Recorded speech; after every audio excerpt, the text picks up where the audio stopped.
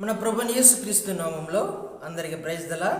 నేడు హెబ్రోను క్యాలెండర్ వాగ్దానము ప్రకటన గ్రంథము 4వ అధ్యాయము 8వ వచనము. ఈ 4 జీవులలో ప్రతి జీవికి 6 రెక్కలు ఉండెను.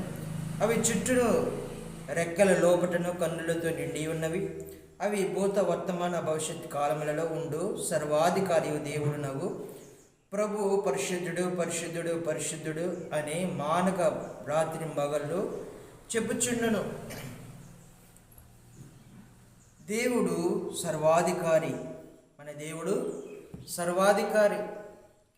అధికారములలో సర్వ అధికారము కలిగినటువంటి దేవుడు. ప్రతి దాని మీద అధికారం కలిగినటువంటి దేవుడు. సృష్టి ఆయనది, ప్రజలు ఆయన వారు. ప్రతిదీ ఆయన చేత కలుగునుగాక అంటే కలుగుతూ వచ్చాయి. కాబట్టి సర్వ అధికారము కలిగినటువంటి దేవుడు. ప్రతి దాని మీద అధికారము కలిగినటువంటి దేవుడు. సర్వ అంతర్యామి, అన్ని చోట్ల ఉన్నటువంటి దేవుడు.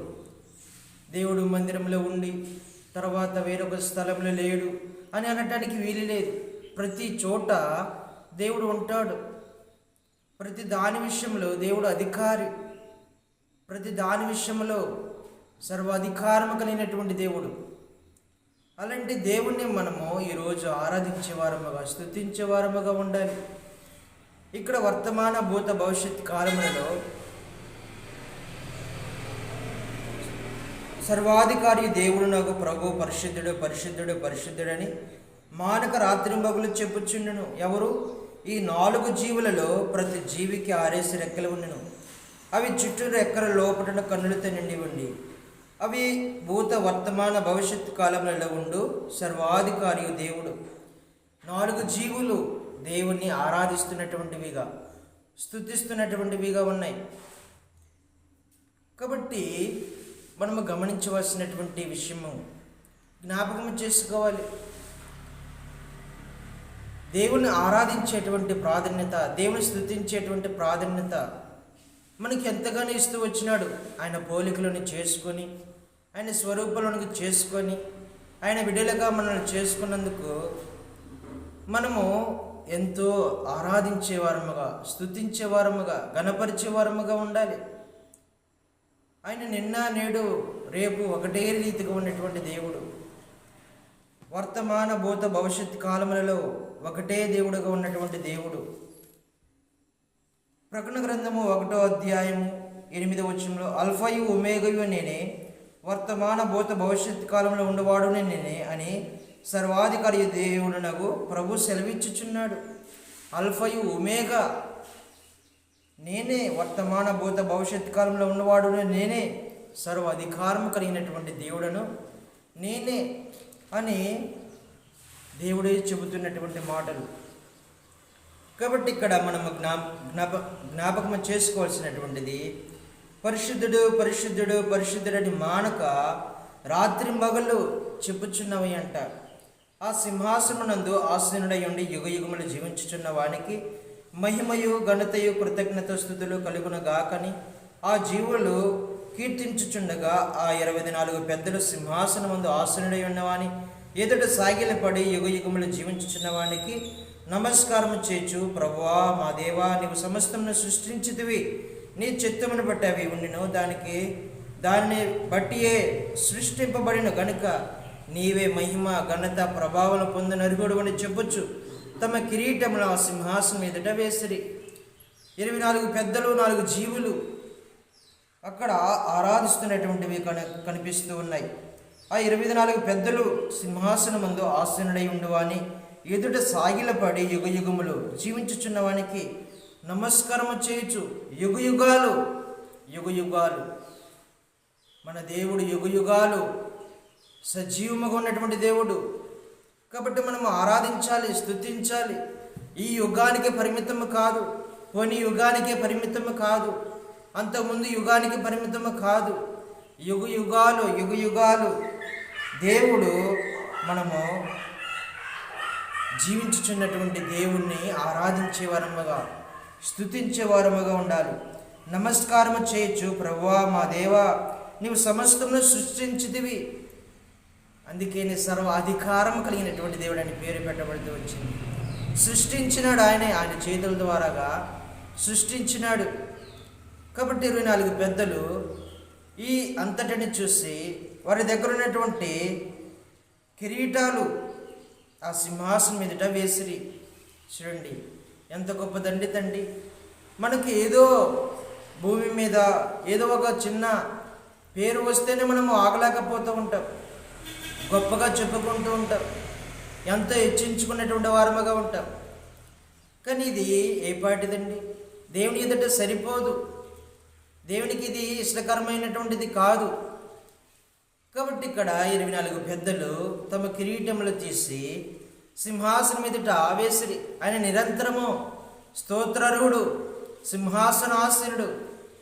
మనకు ప్రకటన గ్రంథము 19వ అధ్యాయంలో కూడా కొద్దివారేమి గొప్పవారేమి, చిన్నలేమి పెద్దలేమి, 4 జీవులు 24 పెద్దలందరూ యెహోవా స్వరమిని ఆరాధించేటువంటి వారుగా, స్తుతించేటువంటి వారుగా ఉన్నారు. అక్కడ గుర్రపిల్ల వివాహోత్సవం జరుగుచున్నది, అందరూ సిద్ధపడినటువంటి వారుగా ఉండాలి అనేది ఆ వాక్యం మనము ఆ అధ్యాయంలో చూస్తూ ఉంటాం. ప్రకటన గ్రంథము 19వ అధ్యాయం. కాబట్టి ఇక్కడ మనము ఈ ఆదివారం జామున మనము ఆయన మన దేవుడు సర్వాధికారి, అధికారము మన మీద అధికారము కలిగినటువంటి దేవుడు, సృష్టి మీద అధికారము కలిగినటువంటి దేవుడు, అన్ని చోట్ల ఉన్నటువంటి దేవుడు. 4 జీవులే అలాగ ఆరాధిస్తూ ఉంటుంటే మన కొరకు ప్రాణమిచ్చి, మన కొరకు ఆ కలవరి శిలువలో తన రక్తాన్ని ఇచ్చి, తల్లకు మల్లికెరడం, అరచేతులు అరికాళ్ళు మేకులు కొట్టించుకొని వధించబడి, తృణీకరించబడి, అవమానపరచబడి, అలాగ మన కొరకు స్వరూపమైన సొగసైనులు లేకుండా మౌనంగా ఉన్నటువంటి దేవుణ్ణి మనం ఇంకెంతగానో ఆరాధించాలి, నిరంతరము ఆరాధించాలి. భూతమానము వర్తమాన కాలములో భవిష్యత్తు కాలములలో ఒకటే ఉన్నటువంటి దేవుణ్ణి మనము కూడా నిరంతరము దేవునికి ఆరాధించే వారముగా, స్తుతించే వారముగా, కృతజ్ఞత స్తుతులు చెల్లించేటువంటి వారముగా ఉండాలి. పరిశుద్ధుడు పరిశుద్ధుడు పరిశుద్ధుడని మానక ప్రతి రాత్రింబగలు వాళ్ళు ఏ విధంగా ఆరాధన చేస్తూ వచ్చినారు 4 జీవులు, మనము కూడా. అందుకని దావీదు భక్తుడు, నా బ్రతుకు కాలమంతయు మిమ్మలను స్తుతిస్తానయ్యా, నిత్యము నా నోట మీ కీర్తి ఉంటుందయ్యా అని సెలవిస్తున్నటువంటి మాటలు కీర్తన గ్రంథంలో మనము చూస్తూ ఉంటాము. నా బ్రతుకు కాలమంతయు అని అంటాడు. కాబట్టి నిత్యము అలాగా దేవుణ్ణి మహిమపరిచినటువంటి వాడు, యుగయుగాలు మహిమపరిచినటువంటి వాడు దావీదు గారు. కాబట్టి మనము కూడా ఇలాగ ఆరాధించాలి, స్తుతించాలి, గణపరచాలి, దేవుడు మహిమపరిచేటువంటి వారముగా ఉండాలి. పరిశుద్ధుడు పరిశుద్ధుడు పరిశుద్ధుడని మానక మనము కూడా ఆరాధించే వారముగా, స్తుతించే వారముగా, నేను ఎల్లప్పుడూ యెహోవాను సన్నిధించేదను, ఎల్లప్పుడూ నిత్యము బ్రతుకు కాలము స్తుతించేదను అని అంటున్నాడు. కాబట్టి మనము కూడా అలాగా నిత్యము పరిశుద్ధుడు పరిశుద్ధుడు పరిశుద్ధుడని మానక మనము కూడా ఆరాధించే వారముగా, స్తుతించే వారముగా ఉండాలి. యెషయా గ్రంథము 6వ అధ్యాయంలో యెషయా భక్తుడు పరిశుద్ధుడు పరిశుద్ధుడు పరిశుద్ధుడని అప్పుడు వాడికి పొగడబడుతూ వచ్చినాడు. ఎప్పుడైతే వాక్యము తన పెదవులకు తాగబడుతూ వచ్చిందో, నేను అపవిత్రమైనటువంటి పెదవుల గలవాడనయా అని అంటాడు. చూడండి, దేవుడు మనకు ఇచ్చినటువంటి పరిశుద్ధమైనటువంటి జీవితాన్ని బట్టి మనము ఆరాధించాలి. మన దేవుని వాక్యము మన జీవితాన్ని మారుస్తూ వచ్చింది, మన పాప బ్రతుకును మారుస్తూ వచ్చింది, మన నీచమైనటువంటి బ్రతుకును మారుస్తూ వచ్చింది. వాక్యముతో ఉదక స్నానంలో దేవుడు కడుగుతూ వచ్చినాడు. ఆయన అమూల్యమైన ప్రశస్తమైన నిర్దోషమైనటువంటి రక్తముతో మనల్ని కడిగి పరిశుద్ధినిగా చేస్తూ వచ్చినాడు. ఈ పరిశుద్ధమైనటువంటి శరీరముతో, పరిశుద్ధమైనటువంటి అవయవాలతో మనము నింపబడి దేవుణ్ణి మానక దేవుణ్ణి ఆరాధించేవారముగా, స్తుతించేవారముగా, ఘనపరిచేవారముగా ఉండాలి. పరిశుద్ధుడు పరిశుద్ధుడు పరిశుద్ధుడని ఈ పదాలు ఎవరికి వస్తాయండి? ఎప్పుడైతే పరిశుద్ధత కలిగినటువంటి వారుగా ఉంటారో, ఎప్పుడైతే పరిశుద్ధమైనటువంటి శరీరము మన దగ్గర చోటు చేసుకుంటుందో, ఎప్పుడైతే పరిశుద్ధమైనటువంటి అవయవాలుగా మన దగ్గర కనిపిస్తూ ఉంటాయో, అప్పుడు మాత్రమే మనం పరిశుద్ధుడు పరిశుద్ధుడని చెప్పగలుగుతూ ఉన్నాం. అపవిత్రమైనటువంటి పెదవులతో మనము పరిశుద్ధుడు పరిశుద్ధుడు పరిశుద్ధుడని అన్నా అది దేవునికి ఆరాధనగా ఉండదండి. అందుకని మనకు మత్తయి సువార్త 13వ అధ్యాయం 15వ వచనంలో మీరు పెదవుల ద్వారాగే నన్ను ఆరాధిస్తున్నారు కానీ హృదయ అంతరంగము దూరముగా ఉన్నది అని. అంటే వారు హృదయ అంతరంగము చెడిపోతూ వచ్చింది. ఈ ఉదయకాల సమయంలో మనము పరిశుద్ధుడు పరిశుద్ధుడు పరిశుద్ధుడని మనము కూడా ఆరాధించాలి. ఎప్పుడు ఎలాగా అనంటే పరిశుద్ధమైనటువంటి బిడ్డలము కాబట్టి పరిశుద్ధమైనటువంటి ఆరాధన చేసేటువంటి వారముగా ఉండాలి. మన కొరకు ప్రభువైన యేసుక్రీస్తు వారు అమూల్యమైన ప్రశస్తమైన నిర్దోషమైనటువంటి రక్తాన్ని చిందిస్తూ వచ్చినాడు.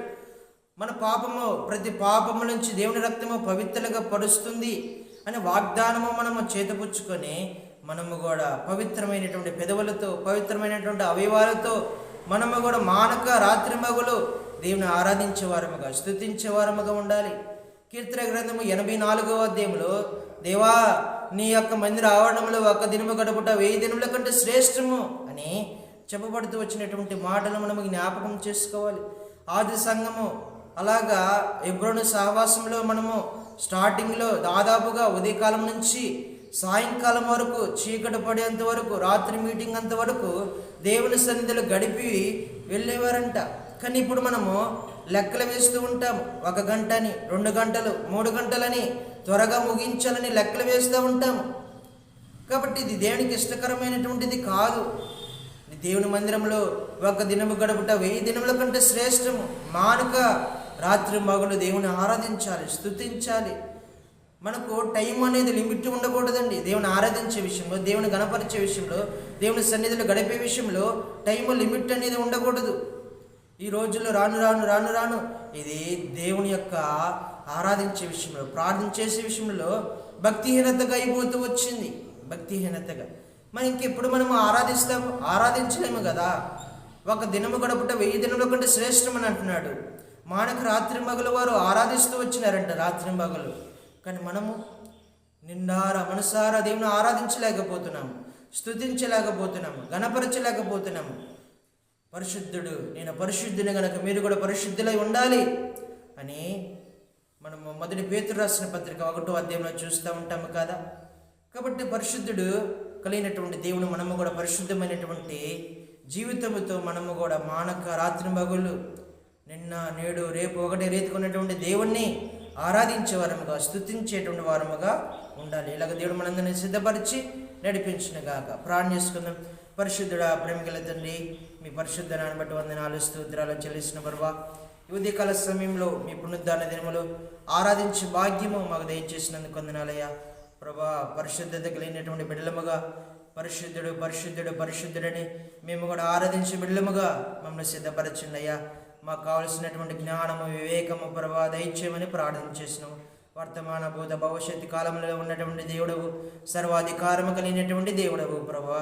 ఇలాగ మేము గుర్తెరిగి ప్రభా జ్ఞానముతో తెలివితేటతో ప్రభా ఆత్మ నింపగలిగినటువంటి వారముగా ఉండి మిమ్మల్ని ఆరాధించి స్తుతించే వారముగా మనం సిద్ధపరుస్తున్నామని ప్రార్థన చేస్తూ ఈ రోజు అంతటిలో ప్రభా యథార్థముగా ఆరాధించే బిడ్డలముగా మమ్మల్ని సిద్ధపరుస్తున్నామని ప్రార్థన చేస్తూ గొర్రెపిల్ల వివాహోత్సవ సమయానికి ప్రభా మేము కూడా ప్రభా సిద్ధపడగలిగినటువంటి వారముగా ఉండి పరిశుద్ధుడు పరిశుద్ధుడు పరిశుద్ధుడని మానక రాత్రి మగులు ఆరాధించేటువంటి భాగ్యము మీ సిద్ధపాడు రాకడ దినాంతములు ప్రభు ఎత్తబడినటువంటి వారముగా ఉండటానికి మందను సిద్ధపరుస్తారమని ప్రార్థన చేస్తూ ఈ నా ప్రార్థన ప్రభువైన యేసుక్రీస్తు వారి పరిశుద్ధ నామములో ప్రార్థించి అడిగి పెట్టుకుంటున్నాం తండ్రి.